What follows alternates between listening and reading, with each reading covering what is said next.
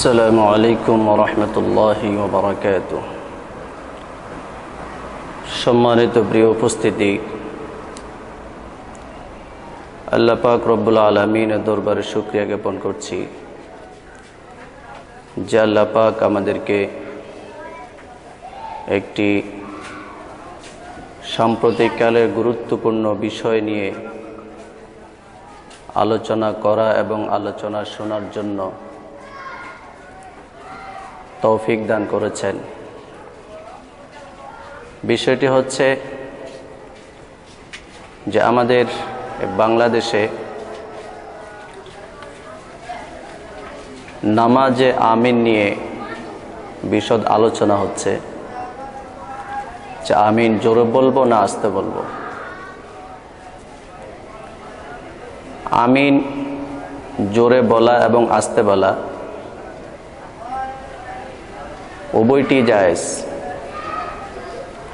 কিন্তু আস্তে বলা উত্তম না জোরে বলা উত্তম, এই নিয়ে কিছু মতবিরোধ আছে।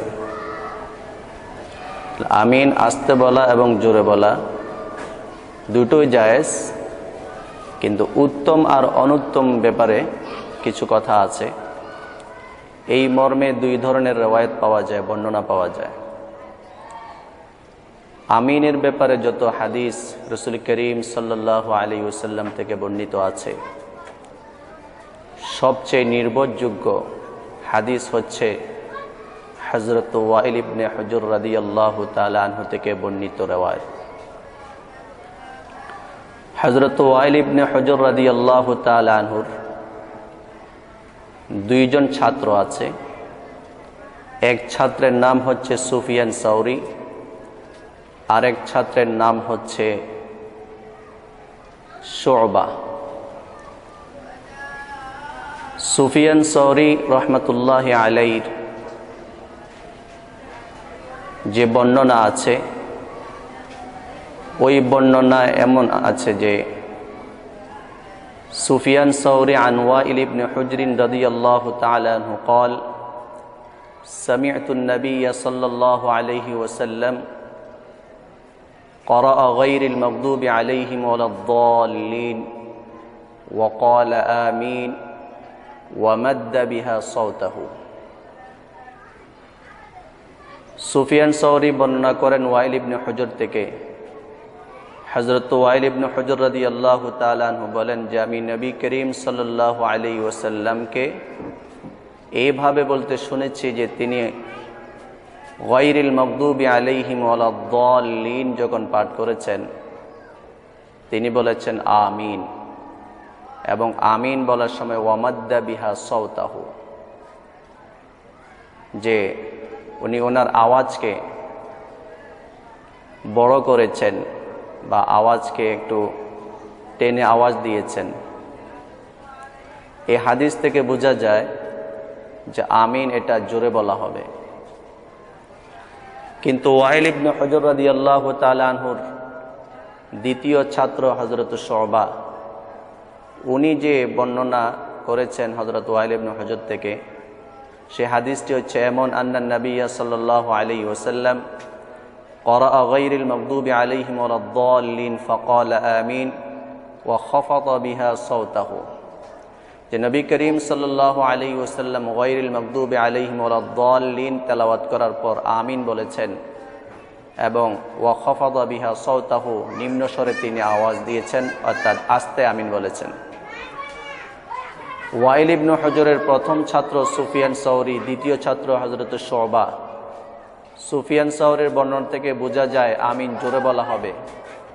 ওয়াইল ইবনে হুজর থেকে শুবা যে বর্ণনা করেছেন, সেই বর্ণনা থেকে বোঝা যায় যে আমিন আস্তে বলা হবে।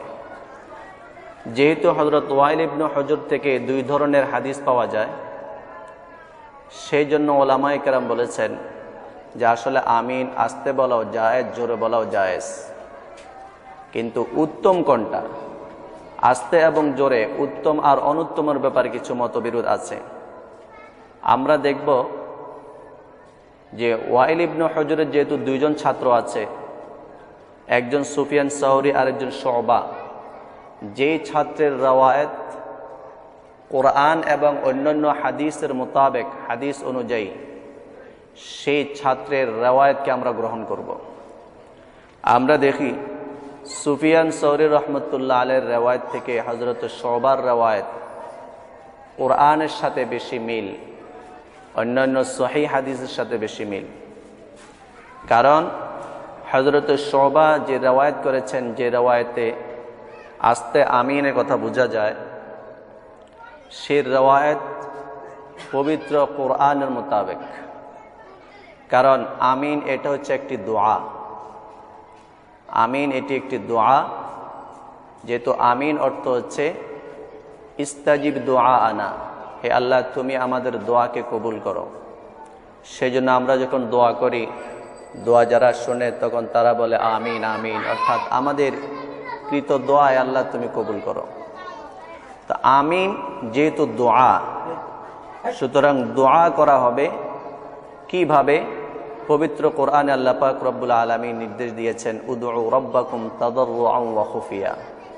সারমর্ম হচ্ছে তোমরা দোয়া করার সময় কান্নাকাটি করে দোয়া করো এবং চুপে চুপে তোমরা দোয়া করো, চুপে চুপে তোমরা দোয়া করো। তাহলে বোঝা গেল আমিন যেহেতু দোয়া, আর দোয়ার নিয়ম হচ্ছে চুপে চুপে দোয়া করা। এই কোরআনের আয়াত অনুযায়ী হযরত শুবার রওয়ায়াত, সেই জন্য আমরা সুফিয়ান সাউরির রওয়ায়াত থেকে হযরত শুবার রওয়ায়াতকে আমরা প্রাধান্য দেব। দ্বিতীয়ত, হযরত শুবার রিওয়ায়াত অন্যান্য সহিহ হাদিসের সাথেও বেশি মিল রাখে। কারণ সহিহ হাদিস عن أبي هريرة رضي الله تعالى عنه أن رسول الله صلى الله عليه وسلم قال إذا قال الإمام غير المغضوب عليهم ولا الضالين فقولوا آمين। সহিহ বুখারীতে আছে, প্রথম খণ্ড 108 নম্বর পৃষ্ঠায় হাদিসটি বিদ্যমান আছে। এই হাদিস শরীফের মধ্যে রাসূল করিম সাল্লাল্লাহু আলাইহি ওয়াসাল্লাম বলেন যে যখন ইমাম সাহেব গায়রিল মাগদুবি আলাইহিম ওয়ালাদ-দাল্লিন বলে তোমরা আমিন বলো, ফাকুলু আমিন। এখানে মুক্তাদিগণ কখন আমিন বলবে তার সীমানা বাতলে দিয়েছেন আল্লাহর নবী।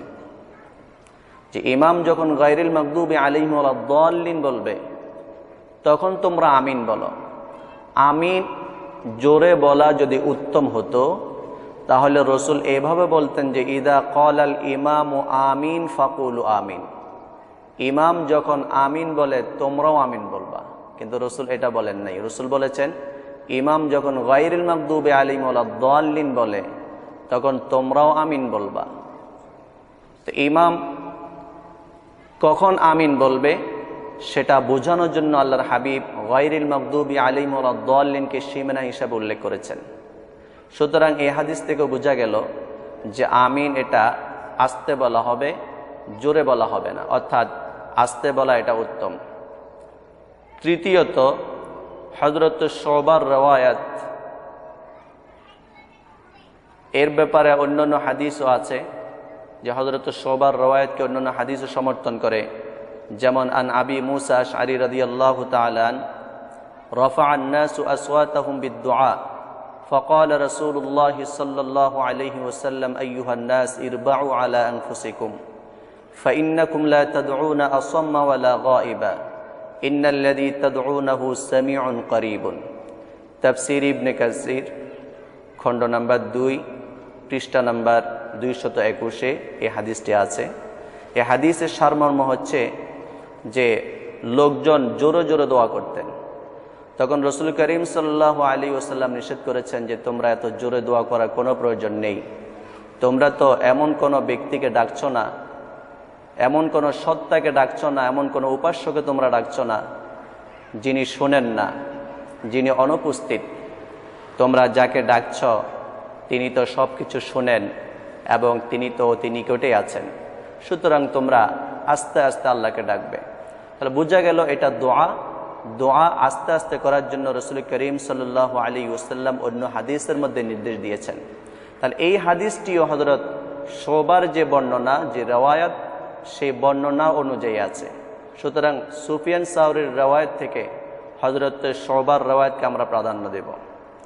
চতুর্থ নাম্বার আরেকটি কথা, ইমাম তহাবী রহমতুল্লাহ আলাইহি শরহ মাআনিল আসার এই ৯৯ পৃষ্ঠায় তিনি উল্লেখ করেছেন বাবু কিরাআতি বিসমিল্লাহির রহমানির রহিম ফিস সালাতি অধ্যায় তিনি উল্লেখ করেছেন। তিনিও আবু ওয়াইল থেকে উল্লেখ করেছেন যে আবু ওয়াইল বলেছেন কানা উমারু ওয়া আলিয়ুন রাদিয়াল্লাহু তাআলা আনহুমা লা ইয়াজহারানি বিবিসমিল্লাহির রহমানির রহিম ওয়ালা বিত্তাআউযি ওয়ালা বিত্তামিন, যে হযরত ওমর রাদিয়াল্লাহু তাআলা আনহু এবং হযরত আলী রাদিয়াল্লাহু তাআলা আনহু এই বিশিষ্ট দুইজন সাহাবী বিসমিল্লাহির রহমানির রহিম জোরে পাঠ করতেন না নামাজে, আউযু বিল্লাহি মিনাশ শাইতানির রাজীম নামাজে জোরে পাঠ করতেন না, এবং আমিনও জোরে পাঠ করতেন না। এই তিনটি বিষয়কে ওনারা জোরে জোরে আওয়াজ দিয়ে পড়তেন না। তিনটি বিষয়ের মধ্যে দুটো বিষয়কে আমরা মানি, বিসমিল্লাহির রহমানির রহিম, আউযু বিল্লাহি মিনাশ শাইতানির রাজীম আমরা আস্তে আস্তে বলি, তাহলে আমিনকে কেন আমরা জোরে বলবো?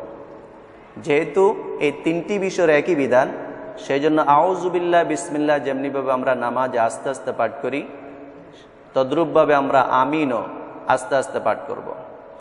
পঞ্চম নম্বর দলিল, রাওয়া আবু মা'মারিন আন ওমর রাদিয়াল্লাহু তাআলা আনহু ইউখফিল ইমামু আরবাআন আত-তাআউযু ওয়া বিসমিল্লাহির রহমানির রহিম ওয়া আমিন ওয়া রাব্বানা লাকাল হামদ। হযরত আবু মা'মার হযরত ওমর রাদিয়াল্লাহু তাআলা আনহু থেকে বর্ণনা করেন, হযরত ওমর রাদিয়াল্লাহু তাআলা আনহু বলেছেন যে ইমাম চারটি বিষয়কে আস্তে আস্তে পাঠ করবে। এক নম্বর আত-তাআউযু অর্থাৎ আউযু বিল্লাহি মিনাশ শাইতানির রাজীম, দুই নম্বর বিসমিল্লাহির রহমানির রহিম, তিন নম্বর আমিন, চার নম্বর রব্বানা লাকাল হামদ। এখানেও চারটি বিষয়ের মধ্যে তিনটি বিষয়কে আমরা মানি। আমরা আউযু বিল্লাহ আস্তে আস্তে পাঠ করি, বিসমিল্লাহির রহমানির রহিম আস্তে আস্তে পাঠ করি, রব্বানা লাকাল হামদ আমরা আস্তে আস্তে পাঠ করি। তাহলে আমিনকে কেন জোরে পাঠ করব? আমিনও তো এখানে আছে। তা আইনি শরহুল হিদায়া খণ্ড নাম্বার 2 219 পৃষ্ঠায় এই কথাটি আছে। তাহলে বোঝা গেল এই পাঁচটি দলিল, আরও অনেক দলিল আছে, যেমন ক্বালা আব্দুল্লাহ ইবনে মাসউদ রাদিয়াল্লাহু তাআলা আনহু ইউখফিল ইমামু সালাসান আল ইস্তিআযা ওয়া বিসমিল্লাহির রহমানির রহিম ওয়া আমিন, যে আব্দুল্লাহ ইবনে মাসউদ রাদিয়াল্লাহু তাআলা আনহু বলেছেন ইমাম তিনটি বিষয়কে আস্তে আস্তে পাঠ করবে।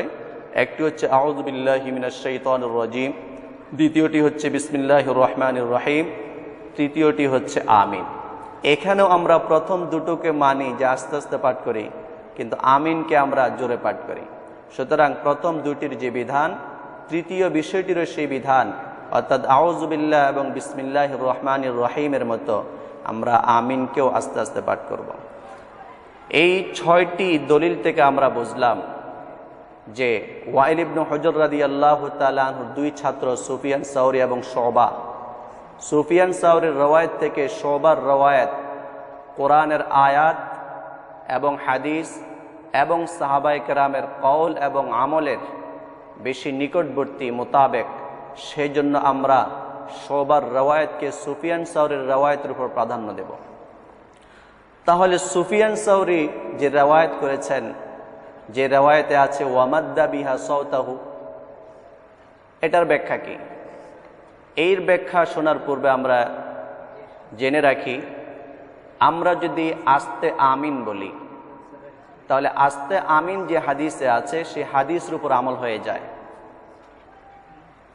এবং জোরে আমিনের কথা যে হাদিসে আছে সে হাদিসের ব্যাখ্যা করা যায়, যে ব্যাখ্যাগুলো আমি একটু পরে আপনাদের সামনে উপস্থাপন করছি। কিন্তু জোরে আমিন যদি বলে, আস্তে আমিনের যে হাদিস আছে সেই হাদিসকে সম্পূর্ণরূপে ত্যাগ করা হয়। সেই জন্য বুদ্ধিমান তো তারা যারা নাকি উভয় হাদিসের উপরে আমল করে, আর নির্বোধ এবং বোকা হচ্ছে তারা যারা এক হাদিসের উপর আমল করতে গিয়ে দ্বিতীয় হাদিসকে ছেড়ে দেয়। হযরতে সুফিয়ান সাওরীর যে রেওয়ায়াত আছে ওয়ামাদ্দা বিহা সাওতাহু, মাদ্দা বিহা সাওতাহু এর অর্থ কি? এর অর্থ হচ্ছে, আমরা জানি জেরের বাম পাশে জজমলা ইয়া মদের হরফ, আমিনের মধ্যে এখানে জেরের বাম পাশে ইয়া আছে, যে ইয়ার উপর জজম। সুতরাং ইয়া হচ্ছে মদের হরফ। তো মদের হরফ মাদ্দা ইয়ামুদ্দু মাদ্দান, এর অর্থ হচ্ছে খিঁচনা, টানা, দীর্ঘায়িত করা। তো মাদ্দা বিহা সাওতাহু অর্থ হবে আমিনের মধ্যে যে মদের হরফ আছে ইয়া, সেই ইয়াকে টেনে পড়া হবে। অর্থাৎ রাসূল করিম সাল্লাল্লাহু আলাইহি ওয়াসাল্লাম আমিন এটা জোরে টেনে পড়ার জন্য বলেছেন, টান দিয়ে পড়ার জন্য বলেছেন। এক। 2 নম্বর উত্তর সুফিয়ান সাওরীর রওয়ায়াতের, যে নবী করিম সাল্লাল্লাহু আলাইহি ওয়াসাল্লাম সাহাবায়ে কেরামকে শিক্ষা দেওয়ার জন্য জোরে আমিন বলেছিলেন।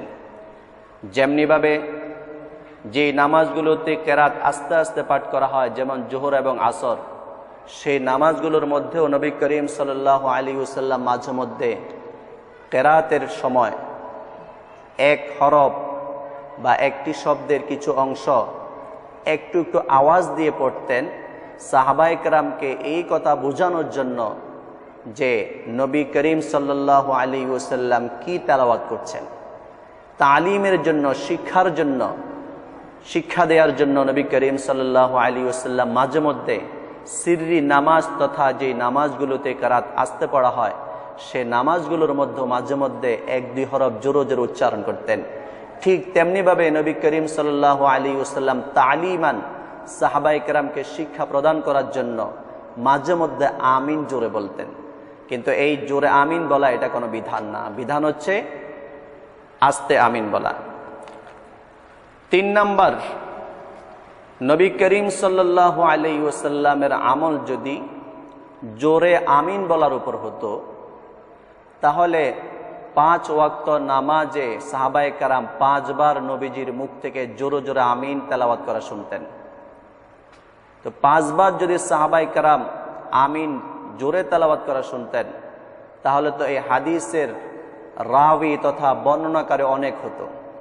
এটা হদ্দে তাওয়াতুর পর্যায়ে পৌঁছে যেত হাদিস। কিন্তু ওয়াইল ইবনে হুজুর ব্যতীত নবী করিম সাল্লাল্লাহু আলাইহি ওয়াসাল্লাম থেকে অন্য কোন রাবি হাদিস বর্ণনা করেন নাই।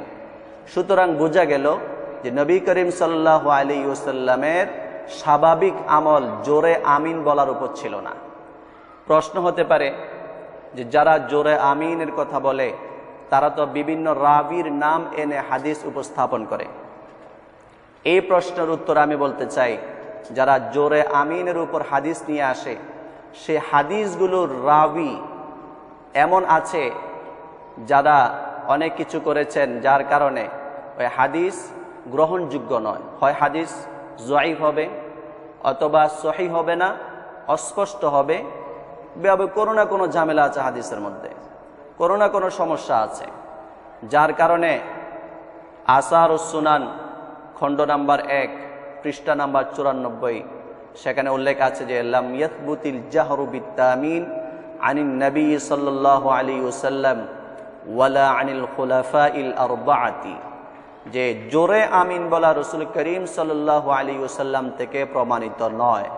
এবং খুলাফায়ে আরবাআ হযরত আবু বকর রাদিয়াল্লাহু তাআলা আনহু, হযরত ওমর রাদিয়াল্লাহু তাআলা আনহু, হযরত উসমান রাদিয়াল্লাহু তাআলা আনহু, হযরত আলী রাদিয়াল্লাহু তাআলা আনহু, 4 খলিফা থেকে জোরে আমিন বলার কথা পাওয়া যায় না।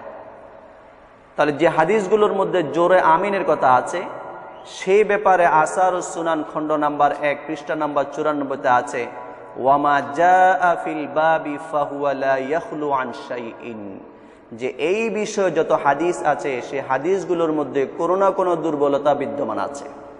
সুতরাং প্রিয় উপস্থিতি, যে জোরে আমিন বলা এবং আস্তে আমিন বলা, এই যে একটা বিষয় আমাদের এই দেশে সাম্প্রতিককালে আলোচিত বিষয়, এবং এক পর্যায়ে মানুষ ঝগড়া শুরু করে, মারামারি শুরু করে। আসলে বিষয়টি কোনো ঝগড়ার বিষয় নয়, বিষয়টি কোনো মারামারির বিষয় নয়। জোরে আমিন বললে নামাজ হয়ে যাবে, আস্তে আমিন বললেও নামাজ হয়ে যাবে, কিন্তু জোরে বলা উত্তম না আস্তে বলা উত্তম, এই ব্যাপারে উভয় দিকের হাদিস আমি আপনাদের সামনে উপস্থাপন করেছি। আল্লাহ পাক রব্বুল আলামিন আমাদের সবাইকে বুঝার এবং সে অনুযায়ী আমল করার তৌফিক দান করুন। ওয়া আখিরু দাওয়ানা আনিল হামদুলিল্লাহি রাব্বিল আলামিন।